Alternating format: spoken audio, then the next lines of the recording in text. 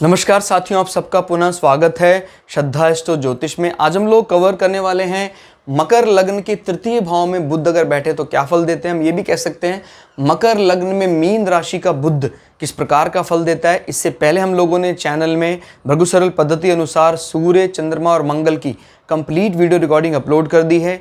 कोई भी व्यक्ति भृगु सरल पद्धति को आधार बनाकर ज्योतिष को सीखना चाहता है, वो बेल आइकन को दबाएगा तो उसको जो हम जल्दी ही 9 के 9 ग्रहों का 12 अलग अलग लग्न की अलग अलग राशियों में फल को अपलोड करने वाले हैं, वो सारा अपलोडेशन उसको मिल जाएगा। तो चैनल को सब्सक्राइब करें। हमारे बारे में और अधिक जानकारी के लिए आप सिंपली गूगल करें, सनत वाजपेयी लिखें, आपको हमारे बारे में कंप्लीट इन्फॉर्मेशन, चैनल का बैकग्राउंड, हमारा फेसबुक लिंक, हमारा ईमेल आईडी, हमारा वेबसाइट मिल जाएगा। तो आइए शुरुआत करते हैं आज की इस क्लास का। यहाँ से गिनते हम 1 2 3, तो तीसरा भाव है, यहाँ मीन राशि पड़ती है। और मीन राशि में जब बुध बैठते हैं तो आपको पता है बड़ा अनकंफर्टेबल सा महसूस करते हैं। और तीसरा भाव किस चीज़ का कारक है वो भी जान लेते हैं। तीसरा भाव बात करता है हमारे पराक्रम की, हमारे मोटिवेशनल की। तीसरा भाव किसी काम को किस प्रकार आप इनिशिएट करते हैं उसकी बात करता है। स्पोर्ट्समैन स्पिरिट, खिलाड़ियों का तीसरा भाव मजबूत होना बहुत आवश्यक है, अदरवाइज़ ये अच्छा इनिशिएटिव नहीं ले सकते हैं। और तीसरा भाव हमारे पड़ोसियों को भी बताता है। तीसरा भाव हमारे छोटे भाई बहनों को भी रिप्रेजेंट करता है। और तीसरे भाव से ही हम ये जान सकते हैं कि कोई यात्राएं होंगी तो उनमें छोटी यात्राओं में फ़ायदा होगा या नुकसान होगा। तीसरे भाव से हम फॉर्मल कम्युनिकेशन की बात भी करते हैं। क्लियर हो गया? हमारा किस प्रकार का फॉर्मल, हमारा जमा घटा गुणा भाग करने का जो कम्युनिकेशन है वो अच्छा होगा कि नहीं होगा, वो सब तीसरे भाव से देखा जाता है। और तीसरे भाव से ही हम ये जान सकते हैं कि किसी की ईसोफेगस या सांस की नली में कोई इन्फेक्शन जल्दी होता है कि नहीं होता है, वो सब भी हम तीसरे भाव से जानते हैं। तो अभी फ़िलहाल बुध यहाँ नीच के होकर बैठे हैं। जब ऐसी स्थिति आती है, और बुध आपको पता है नॉट ओनली नर्वस सिस्टम को रिप्रेजेंट करते हैं, स्किन को रिप्रेजेंट करते हैं, इनको हमारे श्वसन तंत्र का भी एक प्रकार से देवता माना जा सकता है। तो जब बुध यहाँ पर अफेक्टेड हैं तो ऐसे व्यक्ति को सांस लेने में जो इन्फेक्शन वाली बीमारियाँ हैं, जैसे आजकल कोरोना डिजीज़ में 3rd और 4th हाउस बहुत कमज़ोर होने पर, क्योंकि 4th हाउस से हम हमारे लंग्स, ब्रीस्ट, इस हिस्से को देखते हैं। तो अगर हमारा 4th हाउस बहुत कमज़ोर है, क्रैश हो गया है, 3rd हाउस कमज़ोर है, क्रैश हो गया, तो ऐसी कंडीशन में ऐसे व्यक्ति को इस प्रकार के इन्फेक्शन जल्दी होंगे और क्योर हो पाना भी मुश्किल होगा। तो अभी फ़िलहाल क्या, अगर यहाँ बृहस्पति की स्थिति भी ख़राब हो जाती है तो तीसरा हाउस बहुत कमज़ोर हो जाएगा।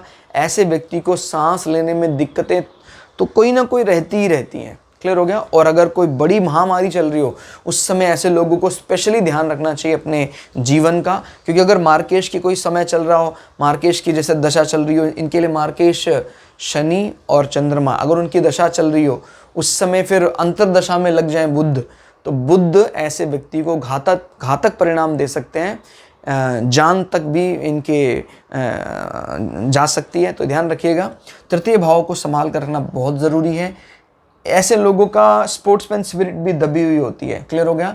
लंबे समय तक ये लोग खेल से डरते हैं, बचते हैं, इनको पता है मैं हार जाऊंगा, डर बना रहता है इनको, हार का डर, इसी कारण से काम की शुरुआत नहीं करते हैं जल्दी। क्लियर हो गया? और तीसरा भाव कमज़ोर होने पर भाई बहनों के साथ भी अच्छे संबंध नहीं हो पाते हैं।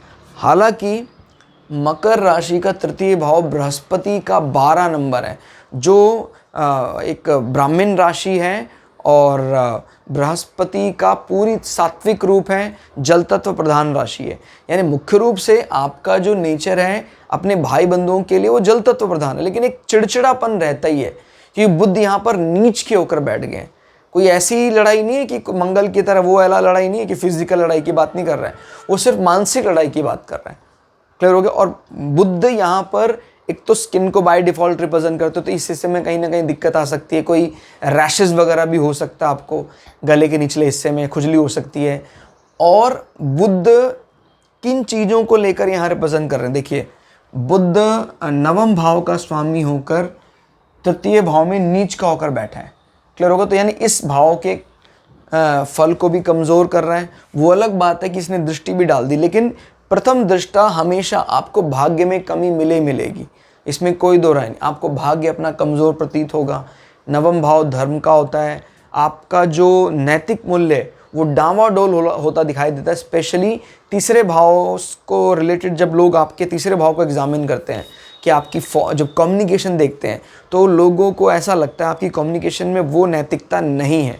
तो याद रखिएगा, वो नैतिकता एक्सपेक्ट क्यों कर रहे हैं आपसे, क्योंकि वो बुध नवम भाव का स्वामी है जो नीच का होकर यहाँ बैठा हुआ है। तो नैतिक चीज़ों को आपको बढ़ाना चाहिए और स्पेशली बुध को सुधारना चाहिए, क्योंकि वो आपका बहुत शुभ ग्रह है इस कुंडली के लिए।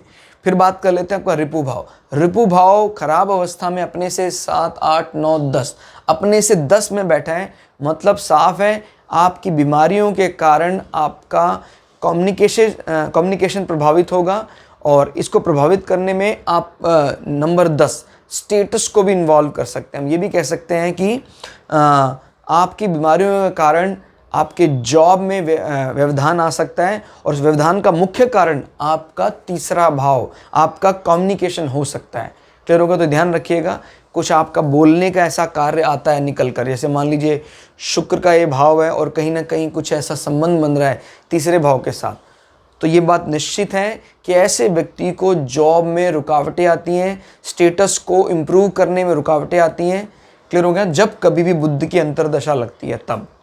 तो इस चीज़ को बिल्कुल ध्यान रखना। बुध को कारगर करने का सबसे बड़ा उपाय, सबसे कारगर उपाय यही है कि बुध को बहुत पसंद क्या है, एक तो ग्रीन कलर बहुत पसंद है।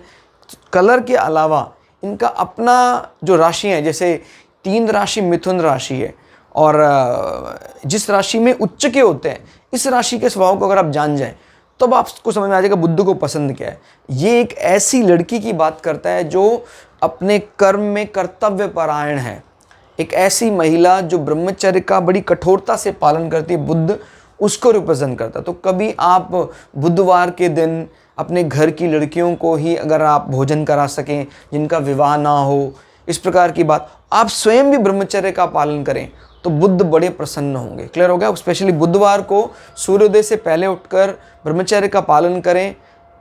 देखिए, कोई कोई लोग कह सकते हैं कि सर मेरा तो विवाह हो गया, मैं कैसे पालन करूं? ये कोई ज़रूरी नहीं है। विवाह हो गया तो आप हमेशा पार्टनरशिप में अंतरंग संबंधों की बात ही करें। किसी एक दिन आप उन संबंधों में दूरियां बनाकर अपने आप को ब्रह्मचारी मान, क्लियर हो गया, ब्रह्मचर्य का व्रत ले, उसका बहुत फायदा होगा। देखिएगा तुरंत आपका 9वां और 6ठा भाव इंप्रूव हो जाएगा। क्लियर हो गया? तो बुध की अभी ये दृष्टि, ये इस घर को, यानी देर सवेर, क्लियर हो गया, देर सवेर, यानी याद रखिएगा बुध का जितना बैठना यहाँ इफेक्टिव हो सकता है इतनी दृष्टि तो नहीं, बट फिर भी देर सवेर कहीं ना कहीं आपको रिलीज होता दिखाई देता है कि हाँ भाई चलो भाग्य ने कुछ तो साथ दिया। क्लियर हो गया? वो उसका भी कारण कौन होगा? तीसरा भाव ही होगा। कुछ आपकी कहीं वाणी किसी किसी को अच्छी लगती है, या आपके छोटे भाई बहन कहीं आप पर रीझ जाते हैं और आपके नवम भाव को मजबूत करता दिखाई देते हैं। लेकिन ये इस प्रकार से जीवन चलाना तो कठिन हो जाएगा कि सिर्फ एक दृष्टि जो भी कभी कभी रिलीज होती है आपको बलवती करती है। हाँ, ये दृष्टि ये बताती है कि पिता के साथ भी संबंधों को बीच बीच में आप सुधार लेते हैं। अभी मुख्य रूप से जो इसका स्वामी है वो ऑलरेडी हमने देख लिया खराब स्थिति में बैठा हुआ है। तो ओवरऑल अगर हम रिजल्ट की बात करें, फादर के साथ भी रिजल्ट आपके अच्छे नहीं है, लेकिन इस भाव से किए गए इनिशिएटिव आपके इस भाव को भी बल दे देते हैं। तो हम क्यों ना जो मैंने आपको बताया है वही काम करें। क्लियर हो गया? तीसरा, आप अपने छोटे भाई बहनों को, परिवार के जो भी रिश्तेदारी में हैं और स्पेशली बहनें, उनको इन्वॉल्व करें, उनको कोई भोजन कराएं, या ओकेजनली ऐसे कर सकते हैं 15 दिन में, महीने में एक बार उनको कोई पेय पदार्थ, कोई जूस वगैरह आप दें। देखिए कितनी जल्दी बल इसका मिलता है। क्लियर हो गया? हम दुनिया भर में अलग अलग प्रकार की रेमेडी करते हैं, हम अपने परिवार में ही चाहे इसको रेमेडी के तौर पर ले लीजिए, क्या दिक्कत है? क्लियर हो गया? लोग कह सकते हैं सर क्या निस्वार्थ होना चाहिए था, अभी नहीं हो पाए तो क्या करें? निस्वार्थ, एटलीस्ट हम अच्छा कार्य तो कर रहे हैं। क्लियर होगा? निस्वार्थ जब होंगे तब देख लेंगे, जब वो भावना पहुंचेगी। लेकिन अगर वो नहीं हो पा रहा, लेकिन स्वार्थ के जरिए अगर वो अच्छा काम कर रहे हैं तो आप उसको करने से क्यों रोक रहे हैं? तो एटलीस्ट उसको करने दीजिए। अगर वो इस प्रकार की कोई अच्छी रेमेडी करके अपने भाग्य को सुधार लेगा, बाद में जब वो स्टेज में चला जाएगा, फर्स्ट क्लास स्टेज में, वो समझ जाएगा अब वो निस्वार्थ भाव से ही करना चाहिए। लेकिन अगर मैं देखता हूँ पता नहीं किस प्रकार के नॉनसेंस स्टेटमेंट दे देते हैं, सभी से आइडल की कल्पना करते हैं, कहता भाई निस्वार्थ हो जा। वो कैसे हो जाए निस्वार्थ? संसार में आए इतनी बड़ी माया को हराना कोई आसान काम है क्या? तो अगर वो नहीं हो पा रहा निस्वार्थ, एटलीस्ट वो जो स्वार्थ भाव से भी कोई अच्छा काम कर रहा है फिर भी आप उसको कमेंट करने लग जाते हैं, तो ये बात नहीं बनेगी। निस्वार्थ का मतलब आप फिर कल्पना कर रहे हैं कि अगले स्टेप में वो गॉड भी बन जाए, भगवान विष्णु की तरह वो चतुर्भुज भी बन जाए, इस प्रकार से सुदर्शन चक्रधारी भी बन जाए, तो ये नहीं चलेगा। वो वहाँ तक पहुँचने के लिए बहुत मेहनत करनी पड़ती है। तो उस पॉइंट को अचीव करने से पहले उसके लायक होना भी ज़रूरी है। क्लियर हो गया? तो कुल मिला के यहाँ पर बुद्ध काफ़ी ज़्यादा कमज़ोर अवस्था में, जो आपको अच्छे रिजल्ट दिखाई नहीं देगा। लेकिन मैं आपको बार बार बता रहा हूँ, पहले भी मैंने कई बार बताया है, नीच भंग जरूर देखिएगा कि बुद्ध का नीच भंग हो रहा है या नहीं हो रहा है। और नीच भंग कैसे निकालते हैं, आप हमारे वीडियो सेक्शन में जाएं, ग्रहों का गणित प्लेलिस्ट मिलेगी आपको, जहां हमने नीच भंग राजयोग और राजयोग विपरीत राजयोग की बात की है, जहां आप आसानी समझ जाएंगे कि बुद्ध अगर नीच में है तो उसका नीच भंग कैसे तोड़ा जाता है। क्लियर हो गया? आज की इस क्लास में इतना ही। आपको क्लास कैसी लगी कमेंट करके जरूर बताइएगा। मिलते हैं अगली वीडियो में, तब तक के लिए जय श्री भृगु पराशरा, जय श्री शुक्राचार्य, नमस्कार।